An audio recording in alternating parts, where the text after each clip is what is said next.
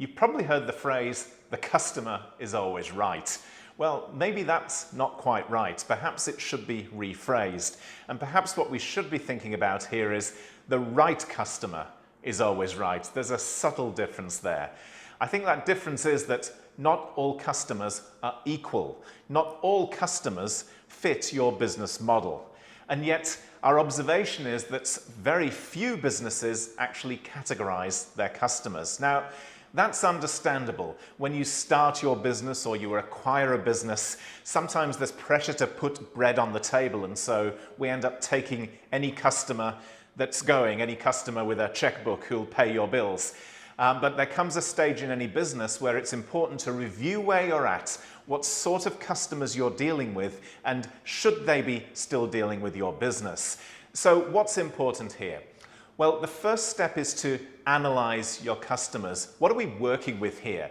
Who are they? Where do they live? What size are they? How long have they been dealing with your business? And once we've done that sort of analysis, the next thing to do is to think about what are the criteria that make a really good customer for your business. And that's relatively simple to do. If you think about what an ideal customer would look like, you can back into those criteria.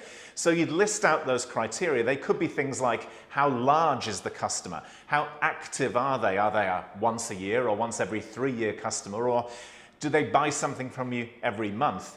What's their product usage like? So in other words, do they just buy one thing from you, or do they buy several things from you? To what extent do they refer new customers to you? That could be important to you. How easy are they to deal with? How easy are they to work with? And how profitable are they as a customer? So these are all criteria. Now, not all of those criteria may be equal as well, so you might want to weight those criteria. And once you do that, you'll come up with a list that says, well, these are the criteria that are the most important to me, and there are some others as well which are not quite as important, but we should still take them into consideration. Once you've gone through that process, what you're able to do is to create a report which will essentially rank your customers by importance. And so when you have that report, you're then able to make better decisions on your customer base. A lot of what we've talked about in this video is very process driven, and that's where we can help.